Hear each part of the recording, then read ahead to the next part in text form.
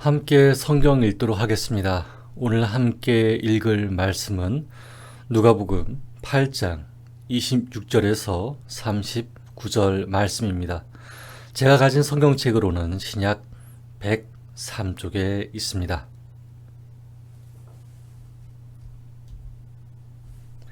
이제 우리 함께 화면을 보면서 성경을 읽도록 하겠습니다. 그들이 갈릴리 맞은편 거라사인 땅에 이르러 예수께서 육지에 내리심에 그 도시 사람으로서 귀신 들린 자 하나가 예수를 만나니 그 사람은 오래 옷을 입지 아니하며 집에 거하지도 아니하고 무덤 사이에 거하는 자라. 예수를 보고 부르짖으며 그 앞에 엎드려 큰 소리로 불러 이르되 지극히 높으신 하나님의 아들 예수여, 당신이 나와 무슨 상관이 있나이까? 당신께 구하노니 나를 괴롭게 하지 마옵소서 하니, 이는 예수께서 이미 더러운 귀신을 명하사 그 사람에게서 나오라 하셨음이라. 귀신이 가끔 그 사람을 붙잡음으로 그를 쇠사슬과 고랑에 매어 지켰으되 그 맨 것을 끊고 귀신에게 몰려 광야로 나갔더라. 예수께서 내 이름이 무엇이냐 물으신즉 이는 군대라 하니, 이는 많은 귀신이 들렸음이라. 무저갱으로 들어가라 하지 마시기를 간구하더니 마침 그곳에 많은 돼지떼가 산에서 먹고 있는지라. 귀신들이 그 돼지에게로 들어가게 허락하심을 간구하니 이에 허락하시니, 귀신들이 그 사람에게서 나와 돼지에게로 들어가니 그때가 비탈로 내리더라 호수에 들어가 몰사하거늘, 치던 자들이 그 이루어진 일을 보고 도망하여 성내와 마을에 알리니, 사람들이 그 이루어진 일을 보러 나와서 예수께 이르러 귀신 나간 사람이 옷을 입고 정신이 온전하여 예수의 발치에 앉아 있는 것을 보고 두려워하거늘, 귀신 들렸던 자가 어떻게 구원받았는지를 본 자들이 그들에게 이르매 거라사인의 땅 근방 모든 백성이 크게 두려워하여 예수께 떠나가시기를 구하더라. 예수께서 배에 올라 돌아가실새 귀신 나간 사람이 함께 있기를 구하였으나 예수께서 그를 보내시며 이르시되 집으로 돌아가 하나님이 내게 어떻게 큰 일을 행하셨는지 말하라 하시니, 그가 가서 예수께서 자기에게 어떻게 큰 일을 행하셨는지를 온 성내에 전파하니라. 아멘. 오늘은 거라사인의 땅에서 받은 사명이라는 주제로 말씀을 전하겠습니다. 제가 속초에서 사역할 때가 있었어요. 초등학교 4학년 남자아이가 있었는데요. 굉장히 말썽을 부리는 친구였죠. 말도 못했어요. 찬양이면 찬양 시간, 기도 시간이면 기도 시간, 한시도 가만히 있지 않았어요. 그 아이가 말썽 부리는 동안에 다른 아이들은 예배를 고통스러워했어요. 몇몇 선생님들은 그 아이를 포기하자고 말했지만 다른 선생님들은 그 아이를 포기하지 않으셨어요. 포기하지 않은 선생님 중에서는 이런 말씀을 하셨어요. 이 아이를 우리가 내보내게 된다면 그 어디에서도 받아들일 수가 없을 것이라고요. 그 아이는 집안에서의 상처가 너무 커서 그것을 바깥으로밖에 표출할 수밖에 없는 아이였어요. 그 아이를 포기하지 않은 선생님은 너무나 고통스러워했고, 저 또한 아이가 크게 말썽을 부릴 때마다 계속 면담을 할 수밖에 없었어요. 1년쯤 지났을까요? 그러던 어느 날 아이가 아주 조금씩 변화되기 시작했어요. 아이들에게 선생님 말씀 듣지 말라고 외쳤던 아이가 선생님을 돕기 시작했어요. 소리치는 것밖에 못하던 아이가 부드러운 말을 하게 됐어요. 눈을 바로 보지 못했던 아이가 눈을 바로 보며 이야기를 했어요. 저와 선생님이 누구의 가르침을 실천했기 때문이었을까요? 예수님의 가르침을 실천했기 때문이었어요. 누가복음 8장에는 거라사라고 하는 지명이 등장해요. 이방인이 많이 살고 있는 땅이죠. 아직 예수님께서 제자들에게 성령을 받으라 이야기한 적도 없으며 제자들이 파송되지도 않았어요. 그러나 가장 첫 번째로 예수님께 파송을 받은 한 사람이 있었죠. 오늘은 그 파송받은 사람이 누구이며 예수님께서는 왜 그를 파송하셨는지를 알아보며 함께 은혜를 나누기 원합니다. 누가복음의 거라사는 갈릴리 호수 남동쪽에 위치한 마을이에요. 예수님께서는 이 마을로 가기 위해서 제자들과 함께 배를 타고 가셨죠. 배를 타고 갈릴리 호수를 가로질러 가면 돌아서 가는 것보다 훨씬 더 시간이 적게 들거든요. 폭풍우를 잠잠하게 하시는 예수님을 보고 도대체 누구인지 정체를 몰랐던 제자들은 예수님을 그저 따르기만 했어요. 마침내 배가 육지에 닿았고 예수님과 제자들이 배에서 내리자마자 한 사람이 등장해요. 그런데 이 사람 정신이 온전한 사람이 아니에요. 어떤 사람일까요? 누가복음 8장 27절과 29절의 뒷부분을 읽어볼게요. 예수께서 육지에 내리심에 그 도시 사람으로서 귀신 들린 자 하나가 예수를 만나니 그 사람은 오래 옷을 입지 아니하며 집에 거하지도 아니하고 무덤 사이에 거하는 자라. 귀신이 가끔 그 사람을 붙잡음으로 그를 쇠사슬과 고랑에 메어 지켰을 때 그 맨 것을 끊고 귀신에게 몰려 광야로 나갔더라. 아멘. 귀신 들린 사람이 예수님을 만났습니다. 이 사람은 옷을 입지도 않고 집에서 살지도 않고 동굴로 만들어진 무덤가에서 먹고 자는 사람이었어요. 가끔 귀신으로 인해 발작을 일으키고 소동을 일으키는 탓에 사람들은 이 사람을 제지하기 위해서 쇠사슬과 쇠고랑을 맸죠. 하지만 쇠사슬과 쇠고랑은 이 사람을 막을 수가 없었어요. 귀신이 그 사람을 몰고 갔기 때문이었죠. 여러분, 만약에 여러분이 이런 사람을 마주한다면 어떻게 하실 건가요? 저는 캄보디아에서 6개월간 봉사를 했을 때 이런 사람을 만난 적이 있어요. 캄보디아 현지인으로서 귀신 들린 사람이 있었어요. 선교사님이 집례하던 예배를 회방하자 저를 포함해서 힘센 사람 2명이 붙어서 힘으로 제지했죠. 하지만 제압이 전혀 안 되었어요. 나중에 선교사님을 통해서 배우게 된 사실인데 이런 사람을 만나면 첫째, 자신을 향한 회개의 기도와 둘째, 이 사람 영혼을 위한 절실한 기도로 밖엔 안정이 되지 않는다고요. 그런 사람을 겪은 제가 만약 이런 사람을 보았다면 이미 심상치 않은 사람이라는 것을 느꼈을 거예요. 그리고 온몸이 굳어졌겠죠? 벌거벗은 데다가 무덤가에 살았기 때문에 살이 썩어 들어가는 시체 냄새가 났겠죠. 게다가 끊어진 쇠사슬과 쇠고랑을 끌고 다녔으니 여간 범접하지 못할 사람이라고 여겼을 거예요. 하지만 예수님께서는 그 사람을 보자마자 이런 생각을 하지 않으셨어요. 예수님께서는 그 사람을 보자마자 이 사람이 스스로 정신을 차릴 수 있는 사람이 아님을 아셨어요.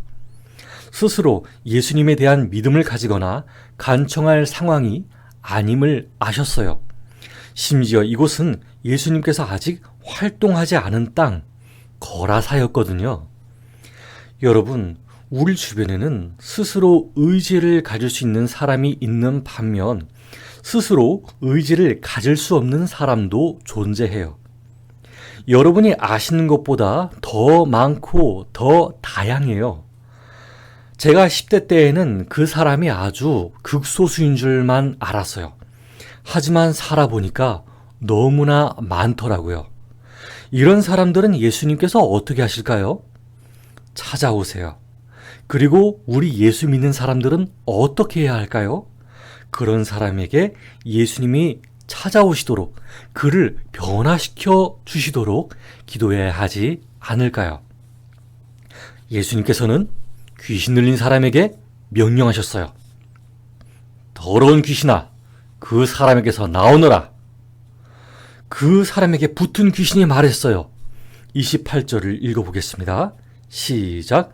예수를 보고 부르짖으며 그 앞에 엎드려 큰 소리로 불러 이르되 지극히 높으신 하나님의 아들 예수여, 당신이 나와 무슨 상관이니까? 당신께 구하노니 나를 괴롭게 하지 마옵소서 하니. 아멘. 귀신은 알고 있었어요. 예수님의 정체가 누구인지 말이죠. 바로 지극히 높은 하나님의 아들이셨어요. 그리고 예수님의 명령만 떨어진다면 자신이 어떻게 될지도 다 알고 있었죠. 예수님께서는 귀신을 향해 물으셨어요. 30절을 읽어보겠습니다.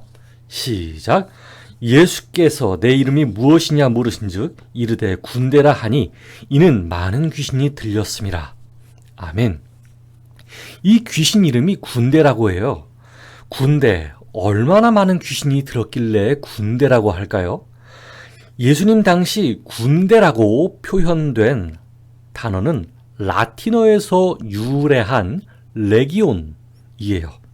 그런데 1레기온이라고 하면 한 부대라고 말을 하는데 보병 6,000명에 기병 120명으로 이루어진 부대를 뜻해요. 한마디로 약 6,120명에 달하는 숫자의 귀신들이 한 사람 안에 들어있는 거예요. 이 사람이 얼마나 고통스럽겠어요. 하지만 귀신들은 이제 큰일 났어요. 자칫하면 무적행으로 쫓겨날 수도 있거든요. 바닥이 없는 공포스러운 공간이죠. 영적인 존재들조차도 고통스러워하는 공간이에요. 그런데 이 귀신들의 눈에 들어온 것이 있었어요. 바로 돼지떼들이었어요. 32절을 함께 읽어볼게요. 시작. 마침 그곳에 많은 돼지떼가 산에서 먹고 있는지라 귀신들이 그 돼지에게로 들어가게 허락하심을 간구하니 이에 허락하시니. 아멘. 마가복음에서 보면은 돼지떼의 숫자가 나오는데요. 2,000마리의 돼지떼가 예수님과 귀신 들린 사람 근처에 있었다고 이야기해요. 그런데 왜 이스라엘에 돼지떼가 있었을까요? 이스라엘 사람들은 돼지를 먹지 않았어요. 왜냐하면 부정한 동물로 정해져 있어서 그래요. 부정한 동물로 정한 이유가 있어요. 더운 중동에 맞지 않게 부패하기 쉬운 고기를 갖고 있었고요. 유목 생활이 습관이 되어 있던 사람들에게는 기르기가 여간 까다로운 동물이 아니었거든요. 그런데 돼지떼가 있다는 것은 돼지치기가 있다는 것이고 누군가 돼지고기를 먹는 사람이 있다는 것이겠죠. 누구를 위해서 기른 동물이었을까요? 바로 로마 군대에게 납품하기 위해서 길러진 식용동물이었어요. 군대 귀신은 말했어요. 저 돼지떼에게 들어가게 허락해 주세요. 예수님께서는 말씀하셨어요. 허락한다. 귀신이 그 사람에게 들어갔을 때 그 사람이 정상적인 생활을 하지 못했는데 돼지떼에 귀신이 들어가면 어떻게 될까요? 33절과 34절을 함께 읽어볼게요. 시작. 귀신들이 그 사람에게서 나와 돼지에게로 들어가니 그 떼가 비탈로 내리달아 호수에 들어가 몰사하거늘 치던 자들이 그 이루어진 일을 보고 도망하여 성내와 마을에 알리니. 아멘. 2,000마리나 되는 돼지떼들이 산 비탈로 달려서 갈릴리 호수로 뛰어들었어요. 수많은 돼지떼가 물속에 들어가서 몰사해버렸죠. 이것을 보고 돼지치기들은 마을로 도망쳐버렸어요. 돼지치기들에게 있어서 돼지떼의 집단 자살은 일어날 수 없는 두려운 현상이었기 때문이었죠. 이것은 앞으로 일어날 일에 대한 귀신의 계략이기도 했어요. 하지만 예수님께서는 그런 귀신들의 계략을 아셨어요. 어떤 일들이 일어났기 때문이었을까요? 35절부터 37절을 읽어보겠습니다. 사람들이 그 이루어진 일을 보러 나와서 예수께 이르러 귀신 나간 사람이 옷을 입고 정신이 온전하여 예수의 발치에 앉아있는 것을 보고 두려워하거늘 귀신 들렸던 자가 어떻게 구원받았는지를 본 자들이 그들에게 이르매 거라사인의 땅 근방 모든 백성이 크게 두려워하여 예수께 떠나가시기를 구하더라. 예수께서 배에 올라가실세. 아멘. 돼지떼의 주인과 돼지치개들과 돼지 납품업자들을 포함한 사람들이 다 모였을 거예요. 하지만 물에 빠져 죽은 돼지떼를 보고 발만 동동 구를 뿐이었어요. 하지만 더 놀라운 것을 발견했어요. 무엇이었을까요? 바로 귀신 들렸던 사람이 옷을 입고 정신이 온전하여 예수님 곁에 있었던 거예요. 몰려온 사람들은 예수님이 누구신지 몰랐어요. 하지만 귀신 들렸었던 사람이 어떻게 구원받았는지 본 사람들이 말하자 이 모든 일이 근원이 예수님으로부터 나왔다는 것을 알게 되었죠. 그러자 사람들은 사람이 제정신으로 돌아와 하나님을 찾게 된 것보다는 자신들에게 막대한 손해를 입힌 예수님이 미웠어요. 또 자신들에게 더 손해를 입힐까봐 두려워서 떠나시기를 구했죠. 여러분, 만일 자신에게 소중한 사람과 2,000마리의 돼지떼 둘 중에 하나를 구해야 한다면 무엇을 구하시겠어요? 예수님께서는 2,000마리의 돼지떼보다 귀한 한 사람을 구하는 것이 귀중함을 보여주셨어요. 비록 돼지가 아니더라도 우리 실생활에서 마귀는 사람의 욕심을 이용해요. 그것이 자기 자신과 자기 민족에게 해가 된다 하더라도 그 욕심을 버리지 않기를 원해요. 과거 일제강점기 때 친일파가 자기 욕심을 위해서 스스로 조선인임을 망각하고 계명을 하여 독립투사들을 살해하고 고문한 것처럼요. 그게 마귀의 계략이었어요. 한 사람이라도 마음을 비틀어서 버려서 구원을 받지 않게 하기 위해서 하나님의 뜻인 하나님 사랑, 이웃 사랑을 못하게 하려고요. 거라사 땅에서 살고 있는 사람들은 예수님에게 떠나달라고 이야기했어요. 그러자 예수님은 대꾸 한마디도 없이 배에 오르셨어요. 그때 귀신 들렸던 사람이 예수님께 다가가서 이렇게 이야기해요. 예수님, 저도 같이 가면 안 되겠습니까? 예수님께서는 귀신 들렸던 사람을 돌려보내시면서 이렇게 말씀하세요. 39절을 함께 읽어보겠습니다. 시작. 집으로 돌아가 하나님이 내게 어떻게 큰 일을 행하셨는지를 말하라 하시니 그가 가서 예수께서 자기에게 어떻게 큰 일을 행하셨는지를 온 성내에 전파하니라. 아멘. 여러분, 왠지 이 말씀은 파송받는 느낌이 들지 않나요? 예수님을 따라간 것도 아니고 예수님의 제자들 안에 들어간 것도 아닌데 이 귀신 들렸던 사람은 파송을 받았어요. 누구에게로? 자기 재산을 위해 예수님을 내쫓아버린 거라사 사람들에게로 말이죠. 그리고 그대로 순종했어요. 이 사람이 전한 복음은 어떤 복음이었을까요? 바로 예수님이 하나님의 아들이시며 말 한마디에 6,120이나 되는 귀신을 쫓아내신 분이시며 돼지 2,000마리의 값보다 한 사람의 인간을 더 사랑하신다는 복음이었겠죠. 여러분, 이게 우리의 남겨진 사명이 아닐까요? 거라사인 땅에서 받은 사명이에요. 예수님을 따라가지 못했지만 예수님께서 남겨놓으신 사명이에요. 예수님의 12제자라는 명칭도 없지만 예수님의 제자된 사명이에요. 오늘 우리는 예수님을 직접 뵈지는 못해요. 그분과 함께 식사한 적도 없고 그분과 함께 밤을 지새운 적도 없죠. 심지어 12제자들 중에 속하지도 않았고 같은 배에 타서 선생과 제자로서 이야기한 적도 없었죠. 하지만 여러분, 우리는 이미 예수님의 제자가 되었어요.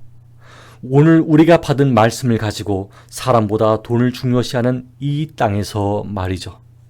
여기서 예수님의 사랑을 우리의 생활로 증거할 때 우리는 거라사 땅에서 받은 사명을 그대로 받은 사람이 되어요. 가끔씩 우리가 뭐 어떻게 행동해야 하나? 하나님 말씀 전해야 하는 게 아니냐? 그냥 막 붙들고 가서 믿어라. 안 그러면 지옥 간다. 이렇게 말해야 하는 게 아니냐? 할 수 있어요. 그런데 여러분, 그렇게 큰 거 필요 없고 우리의 삶이 사랑으로 감싸지면 전도가 돼요. 없는 이야기 만들어낼 필요 없고 자신이 경험한 하나님을 전하면 전도가 돼요. 여러분을 체험한 사람들이 예수님을 체험할 테고 그 체험한 것이 또 다른 전도가 돼요. 다만 그 사람을 위해서 기도해 주시고 그 사람이 성령 만나게 해달라고 기도하세요. 그러면 그 사람이 가정과 학교와 일터에서 거라사 땅에서 받은 사명을 그대로 이루고 있는 거예요. 그것도 파송이기 때문이죠. 누가 함께 하시기 때문에? 예수님께서 성령으로 여러분과 함께 하시기 때문이에요. 오늘 신앙의 길을 걸어갈 때 우리가 받은 사명 잘 기억하면서 성령님을 의지하며 성령님 주시는 기쁨을 누리며 사는 저와 여러분 되기를 바랍니다. 기도하겠습니다. 사랑의 하나님 감사합니다. 우리에게 하나님의 귀한 사랑을 말씀을 통해 전해주셨습니다. 하나님, 우리에게는 감당할 수 있는 사람도 있고 군대 귀신이 들린 사람처럼 감당할 수 없는 사람들도 있습니다. 그러나 자신의 의지로 자신을 감당할 수 없는 것을 알기 때문에 그를 더 사랑하고 품어주려고 애쓸 따름입니다. 그래서 우리는 예수님의 보혈을 의지하며 감당하는 것이 최선의 방책이라고 여깁니다. 다만 우리가 그 사람에게 예수님의 사랑을 실천할 때 그 사람의 심령도 변화될 줄을 믿습니다. 이 소망을 잃지 않게 하여 주시옵소서. 하나님, 다만 마음에 화임 받은 사람이 있어서 도무지 욕심을 내려놓지 않을 때도 있는 것을 아십니다. 군대 귀신보다 더 악랄하여 예수님을 쫓아내버린 거라사 사람들처럼 말입니다. 이들처럼 자기 욕심 때문에 성도들을 속이며 교회를 어지럽히며 하나님의 역사도 거부하면서 마음의 양심을 버리는 사람이 있습니다. 하나님, 이 사람을 위해서 우리가 훈계하며 비판할 때도 있습니다. 그러나 그가 돌이키지 않을 때 하나님께서 그를 직접 벌하여 주시옵소서. 그 사람이 마음에 들여놓은 우상의 수대로 그 값을 치르게 하여 주시옵소서. 왜냐하면 회개하지 않은 사람이 지은 죄악을 기억하시고 갚으시는 분이심을 믿기 때문입니다. 다만 진노 중에라도 긍휼을 잃지 마시옵소서. 예수님의 복음을 전하는 우리 또한 신앙이 잃은 바 되지 않게 하여 주시옵소서. 예수 그리스도 이름으로 기도드렸습니다. 아멘.